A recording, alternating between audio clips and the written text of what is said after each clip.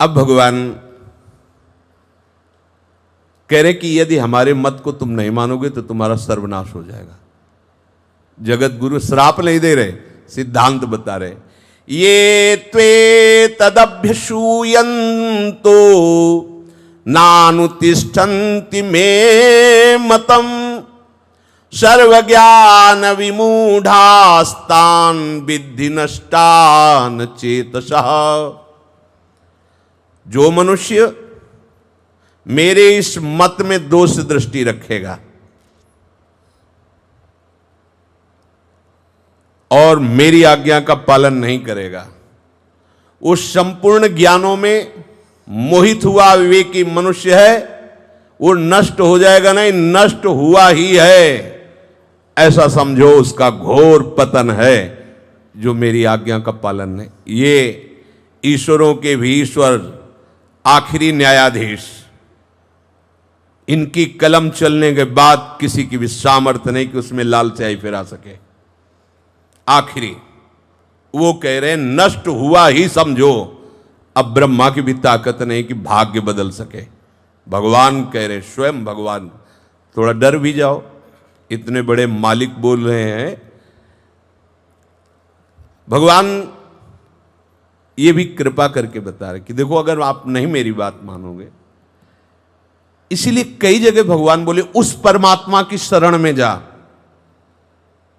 फिर जब देखते कि मेरा नित्य सखा है, प्रेमी है, तो मेरी शरण में आ जा, क्योंकि वो और कोई परमात्मा नहीं, मैं ही हूं। जब मैं शब्द बोलते हैं तो भगवान आगे बोल देते हैं कि दोष दर्शन मत करना, कह रहे मेरे लिए कर्म करो, मेरे समर्पित हो, मेरे। इसलिए संत महात्मा चाहे जितना बड़ा कोई महापुरुष हो, वो ऐसे बोलता है, मुझ अधम को प्रभु ने जैसे स्वीकार किया ऐसे आप सबको स्वीकार। वो बड़े करुणामय हैं। और सही पूछो तो वो जो उधर कह रहे हैं ना, वो वही है, दूसरा कोई। बंदो गुरुपद कंज कृपा सिंधु नर रूप हरि महामोहतम पुंज जासु बज। समझ नहीं पाता। क्यों नहीं समझ पाता? क्योंकि उनको ये है कि ये मनुष्य है, बहुत वो साधक है, थोड़ा अच्छे संत है, बस इतना। ये नहीं समझ पाता साक्षात पर ब्रह्म मेरे कल्याण के लिए रूप धारण करके मुझे उस शिष्य को कुछ करना नहीं होता, क्योंकि उसने धारणा ऐसी कर ली। जो लोग प्रभु की इस बात में दोष दर्शन, वो कौन से लोग होते हैं? कोई कामना मत करो। कामना नहीं करे तो मरा हुआ आदमी है। बात तो सही कह रहा है, कामना नहीं करोगे तो मरा हुआ आदमी। यहां जो मरा हुआ है वही अमरत्व पद को प्राप्त होता है। मन मारिया तन बस में कीना, हुआ भरम सब दूर, बाहर से कुछ दिखत ना आई, अंदर चमके नूर। आप वो त्यागी, अपना महत्व, अपनी महिमा, जगत में बैठे नहीं किसी से काम, उनमें तो कुछ अंतर ना, संत कहो चाहे राम। लो आप भगवत स्वरूप हो गया। कहते हैं कि राग द्वेष न, सामने वाला गाली दे रहा, मुझकी आरती उतारे। दोष दर्शन, भगवत असंभव। ऐसे जीवन ही नहीं चल सकता। क्या जीवन ऐसे? न राग, न द्वेष, न ममता, न कामना, न आसक्ति। जगत गुरु है ना, इसलिए कहा श्रद्धावंत अनुसूयंतो। ये दोष दृष्टि, क्योंकि नहीं समझ पाओगे, नहीं जान पाओगे उस स्वरूप को। कह रहे सारे पदार्थ हम ही को दे दो, केवल आप 56 भोग पाओ, हमारा आप मत भोगो। दोष दर्शन की बात नहीं तो 56 भोग अर्पित करोगे तो तुम्हें 53 थोड़ी मिलेंगे, 56 ही वापस मिलेंगे। नहीं, सर्वज्ञान विमूढ़ान तान। प्रभु कह रहे हैं कि जो मेरे मत को नहीं मानते वो कौन लोग होते हैं? बड़ी बड़ी विद्याओं को पढ़ना, कलाओं को सीखना, मोटर कैसे बनानी है, मोटर कैसे फिट करनी है। देखो ना, हवाई जहाज, रेडियो, टेलीविजन, इन आविष्कारों को सत्य मानकर इनमें कला कौशल प्राप्त करना वो श्रेष्ठता समझते हैं। नए नए परमाणु बम, मिसाइल, कितना ज्ञान बढ़ गया है। जल पर तैरने वाले यंत्र, मकान बनाने की कला, चित्रकारी, शिल्प कला, कोई ऐसा मंत्र जो दूसरे को वशीकरण कर सके, उच्चाटन कर सके, मारण कर सके, कोई ऐसा तंत्र हमारे मन की इच्छाओं की पूर्ति कर सके। विलक्षण विलक्षण चमत्कार, देश विदेश में हमारा नाम हो, ऐसा धन, ऐसी कला, ऐसी भाषा, ऐसी लिपि, ऐसी रीति रिवाज की लोग देखकर हमें कहें वाह, ऐसा खान पान जो औरों को प्राप्त ना हो, ये प्राप्त करना जीवन का लक्ष्य है। ये कौन है? जो विमूढ़ आत्मा है। भगवान कह रहे हैं ऐसे लोग मेरी बात नहीं मानेंगे, ऐसे लोग मोहित पुरुष हैं, ये हमारे ज्ञान की बात को नहीं समझेंगे। भगवान बोल रहे हैं अचेतसः, प्रभु कह रहे हैं ये मेरे मत का अनुसरण कभी नहीं कर पाएंगे, क्योंकि असत वस्तुओं में, असार वस्तुओं में इनकी महत्व बुद्धि है। ना इनको बंधन का पता है, ना इनको मोक्ष का पता है, इसी को केवल सत्य मानते हैं, क्योंकि अचेत हैं। चेतना कहते हैं विवेक को, ये विवेक रहित हैं। एक विदेश से पढ़कर डॉक्टरी आए हुए थे, तो किसी संत से मिले, बहुत अच्छे सर्जन, बहुत उनकी, तो उन्होंने पूरी नास्तिकता वर्णन की भगवान के प्रति उन संत से, संत के पूर्व जीवन के परिचय के। उन्होंने कहा ऐसा बेहोश मत हो, इतने बड़े भी डॉक्टर नहीं हो गए हो कि तुम अपने जीवन की रक्षा कर सको, दूसरों की तो बात जाने दो। ये सब बकवास मैं नहीं मानता है। विदेशी नशा, एक ही महीने में ऐसा एक्सीडेंट हुआ कि 10 जगह से मेरुदंड टूट गई, 10 जगह से। ये इसका कुछ भी होना बहुत खतरनाक होता है, हाथ पैर ये तो सब, लेकिन मेरुदंड। अब उनकी हालत जो बुरी हुई, फिर उन्होंने अंतिम में यही कहा एक बार हमें उन संत से मिला दो। मिलाए, बोले हाँ है कोई भगवान, मैं किसी काम का नहीं हूं, मैं समझता था बहुत मैं ज्ञान प्राप्त, आज मेरे ही शरीर पे ऐसी भीषण पीड़ा है और इसका मुझे कोई ज्ञान नहीं कि इस पीड़ा से मैं कैसे बच सकूं। अब मुझे बताओ कि भगवान मुझसे कैसे प्रसन्न होंगे। तो उनका अब तो समय नहीं रह गया, बस नाम करो और उनको पुकारो। अंतिम एक समय ऐसा आता कि बड़े बड़े दुर्दांत अभिमानियों को भी एक बार ये लगता है कि है कोई ईश्वर जो अब मेरी रक्षा कर सकता है। ऐसा ये बड़े बड़े, ये पशु की तरह स्वभाव वाले होते हैं जो अचेत होते हैं। ये केवल आशा में जीते हैं, ये केवल ऐसे कर्म करते हैं जो इनको नाश का कारण बनते हैं, पर उनको पता नहीं चलता। ये व्यर्थ ज्ञान वाले होते, बड़ा ज्ञान बघाड़ते हैं। गांव में भी देखा है, भैया जाना तो सबको ही है, बीड़ी पी रहे और कह रहे संसार तो नाशवान है, काहे को तुम रो रहे हो, जाना तो सब, जाना है बीड़ी में फंसे हैं। क्या मतलब? व्यर्थ ज्ञान बगा रहे। जाना है सबको, संसार नाशवान है, ज्ञान तो बहुत वर्णन करे, उसे व्यर्थ ज्ञान भगवान। मोघाशा, मोघ कर्माणो, मोघ ज्ञाना विचेतसा। ये व्यर्थ की आशा वाले, व्यर्थ के कर्म करने वाले और ये व्यर्थ के ज्ञान भाषण देने वाले लोग होते हैं। जीवन में उतारना नहीं एक भी।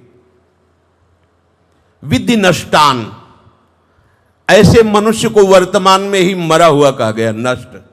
जिन हरि भगति हृदय नहीं आनी, जीवित सब समान। जैसे मुर्दा अछूत होता है, ऐसे वो अछूत है जिसके हृदय में भगवान का आश्रय नहीं, भगवान की भक्ति नहीं, भगवान का भजन नहीं। भगवान कहते हैं विद्धि नष्टान, उनको नष्ट हुआ ही समझो, नष्ट हो गए, वो दिखाई नहीं दे रहा। और जो भगवान का, अब खास बात सुनिए, ये अमृतमयी, बहुत अमृतमयी। जो भगवान के मत में विश्वास कर लेता है, यही सब कुछ समर्पित करके आश्रित, मनुष्य जीवन को पूरा होते होते उसे भगवत साक्षात्कार हो जाएगा। किसी भी, कैसे भी स्वभाव वाला हो, कैसी भी स्थिति वाला हो, अंततो गत्वा, जैसे आप लोग लगे ना, चुपचाप लगे रहिए, मालिक की दृष्टि में हो, बस दृष्टि में बने रहो, पार हो जाओगे। इसीलिए कहा नजरों से गिराना ना चाहे जितनी सजा देना, नजरों से जो गिर जाए तो मुश्किल ही संभल पाए, फिर खड़े हो नहीं सकते। ये इसका जब स्वाध्याय की आदत, हृदय एकदम, हाँ, क्योंकि अपने सामर्थ्य नहीं है। जैसे हम एक व्यक्ति का कल्याण कर सकें, ऐसी अपने में सामर्थ्य नहीं है। इन्हीं के बल से सारी बात है, इन्हीं के बल से, इन्हीं की बातों को लेकर के, इन्हीं के स्वभाव को लेकर, इन्हीं के चरणों के बल से, ऐसे इन्हीं के बल से तो बोलते हैं। हमारा बल कौन है? यही तो है ना। अतः ध्यान से सुनिए, जो वर्तमान जीवन में भगवान के मत का अनुसरण करता है, अंतिम श्वास होते होते उसे भगवान अनुभव करा देते हैं। जीवन में तुम हमारा आश्रय लिया, देखो, करा देते हैं पक्का, ये विश्वास रखो। इसमें बिल्कुल संशय मत करना, बिल्कुल। जैसे भी हो, वर्तमान में तुम भगवान के हो, प्रियालाल के हो, ऐसा अनुभव करो। अंतिम निर्णय वही होगा जो एक बड़े बड़े परमहंसों को होता है। भगवान देने में भेद नहीं रखते।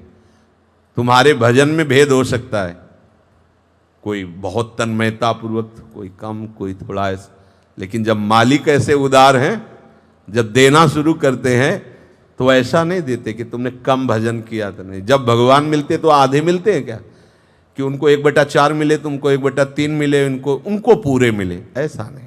वो जब मिलते हैं तो पूरे मिलते हैं। कृपा सिंधु है ना, पूर्ण है ना, पूर्ण ही भगवत प्राप्ति। इसीलिए आश्रय की बहुत जय जयकार की गई है। जो इस मत का अनुसरण नहीं करते हैं उनको नष्ट हुआ ही समझो। जिसे सत्संग मिल गया, भगवान के प्रभाव का पता चल गया और उसने बात हृदय में धारण कर ली, और वो कितना भी विषयी हो, पापी हो, उसकी मुक्ति निश्चित है। अपिचेत दुराचारो भजते मां, कोई भी बात अप्रमाणित नहीं है। ऐसा ना मानो कि अच्छा तुम्हें प्रोत्साहन देके मिलेगा क्या। मान लो अगर भगवत प्राप्ति ना हो तो प्रोत्साहन देने से मतलब क्या रहेगा? सत्य वस्तु का प्रोत्साहन है। जैसे लोग तो भगवत प्राप्ति जेब तो बहुत दूर है यार, जेब में तो हाथ डालना पड़ेगा, उससे भी नजदीक है। तुम समझ क्या पाते हो, क्या समझते हो? उससे भी नजदीक है। और आपको बता, राष्ट्रपति से मिलने के लिए बहुत बड़ी आपकी योग्यता चाहिए, और अपने बाप से मिलने के लिए यदि वही राष्ट्रपति हो, बीच में कोई गार्ड, कोई चेकिंग, वो दौड़ के जाएगा, उनके गोद में बैठेगा, चाहे जिस पद पे बैठे हो। समझना, अपनी मां कलेक्टर हो तो कलेक्टर पद से मिलने के लिए लाइन में होना पड़ेगा, लेकिन मां से मिलने के लिए हर लाइन क्रॉस करके उसके लिए एक पर्सनल लाइन होगी। ये पर्सनल लाइन है, ये मेरे प्रभु मेरे लिए बात कर रहे हैं, और जो अनंत कोटि ब्रह्मांडों के ईश्वर, वो सिद्धांत है, चलो लाइन में लगो। इसीलिए कहते हैं हम भगवान की बात नहीं करते हैं, हम अपने प्यारे की बात करते हैं, लाडिले की बात करते हैं। तो लाडिले से आप सहज में मिल सकते हैं। सत्संग के द्वारा प्राप्त विवेक से विचार करके बस अपना जीवन, स्थूल सूक्ष्म कारण और मैं, ये सब आपको समर्पित करता हूं। आगे प्रभु कह रहे हैं, निराशीर निर्ममो भूत्वा युद्धस्व विगतज्वर। बहुत समझने की बात है। जब समर्पण कर दिया तो अब हमारे अंदर निराशी का मतलब आशा रहित। अब ये आशा नहीं होनी चाहिए कि मैं स्वस्थ रहूं, मैं साधन कर पाऊं, मुझे अनुकूलता मिले, कम से कम जीने की व्यवस्था तो मिली जाए, कमरा, भोजन, ये व्यवस्था। निराशी। अब आपको क्या, आपने तो दे दिया है ना, प्रभु को समर्पित कर दिया। वो महलों में रखे चाहे झोपड़ी में बास दे, तुम्हारा प्रश्न ही नहीं। वो राखे चाहे अभी उठा ले, उनकी वस्तु है, उनका खेल है। होता क्या है कि हम लोग ऐसे समर्पण करते हैं, किसी ने माला बनाया कि गुरुदेव को पहना देना, गुरुदेव ने इनको पहना दो। अब आप जलने लगे, भगवान करे विगत ज्वरा, क्यों जल रहे हो? तुमने तो दे दिया ना। अब ये गुरुदेव की इच्छा है कि वो अपने किस स्वरूप में धारण करते हैं। गुरुदेव ही तो अखंड मंडलाकारम व्याप्तमेन चराचरम, पर आपने दिया, पर देने पर भी आपने नहीं दिया, अपना उसे माना।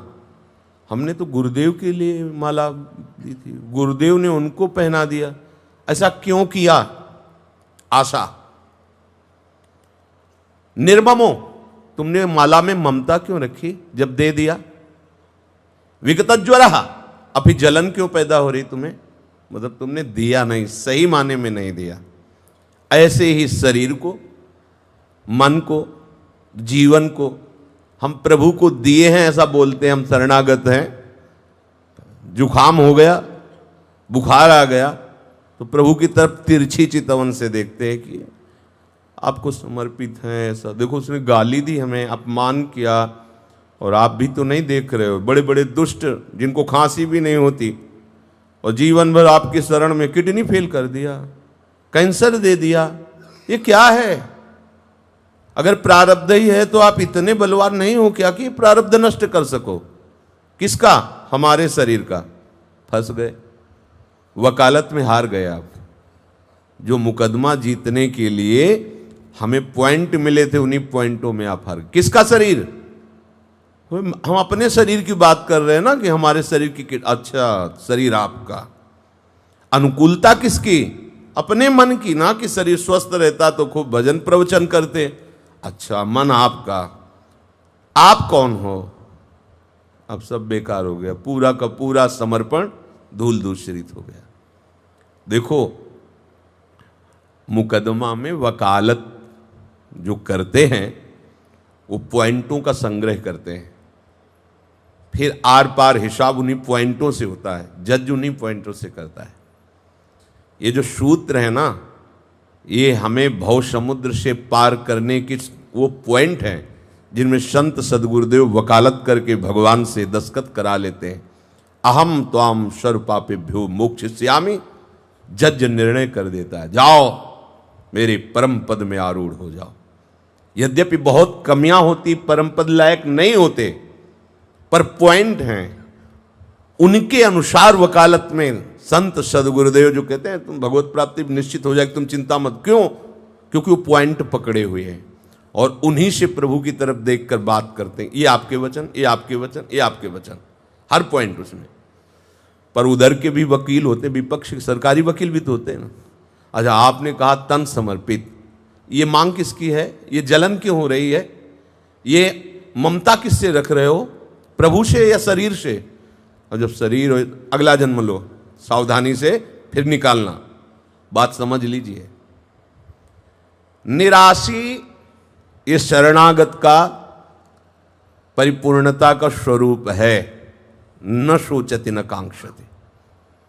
अब हम क्यों आशा करें कि हमारा शरीर ऐसी व्यवस्था में रहे, ऐसा हो? दे दिया है भाई, दे दिया है। अपने लोग दे करके भी नहीं देते, क्योंकि ना समर्पण है ना आश्रय है, केवल नाटक है। अगर नाटक भी सही ढंग से खेल लो तो झूठा खेले साचा हो, नाटक का भी फल विशुद्ध भक्ति हो जाएगा। ये मार्ग ऐसा है, पर तुम नाटक खेलना भी नहीं जानते। जो कोई भक्ति करे कपट से उसको भी अपनाऊं, साम दाम और दंड भेद से सीधे रास्ते लाऊं, नकली से बनाऊं असली।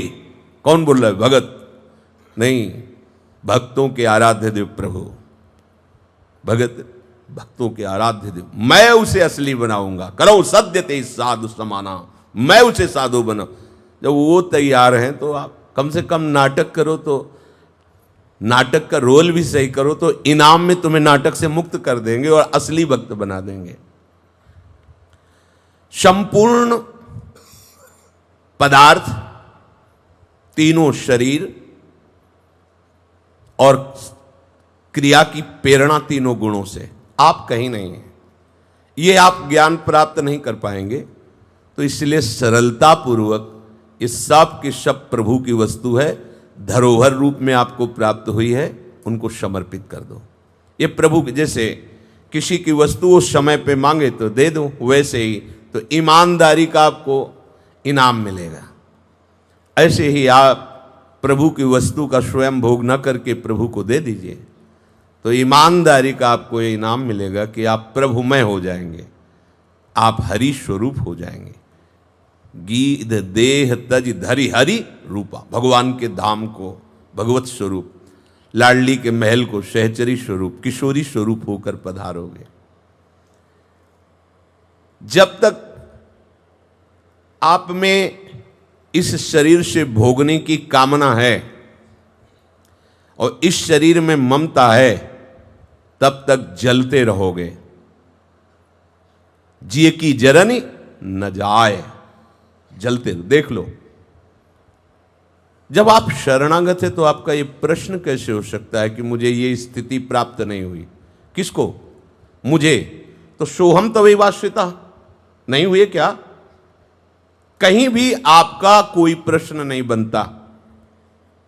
देखो कितना अच्छा सिद्धांत है, एकदम अभी जीवन मुक्त, अभी न सोचति न कांक्षति। आंख बंद करके सहारा मिल गया है, किसका? बड़ी आंख वाले का, अरविंदाक्ष आयत दृग अरुण लोल। तुम्हारे नेत्र तो बहुत वो त्रिकालज्ञ हैं, बहुत दूर की देखते, और उन्होंने सहारा दे दिया। अब आंख मूंद के दौड़ते चले जाओ, गिरोगे नहीं। अपनी आंखों का भरोसा नहीं है, पता नहीं क्या देख लें, कहां खड़ी हो जाएं, कहां टिक जाएं। अरविंदाक्ष की आंखों का भरोसा है, अपने हाथों का भरोसा नहीं, इनमें कोई बल ही नहीं। अभयद भुज दंड मूल, उनका भरोसा है।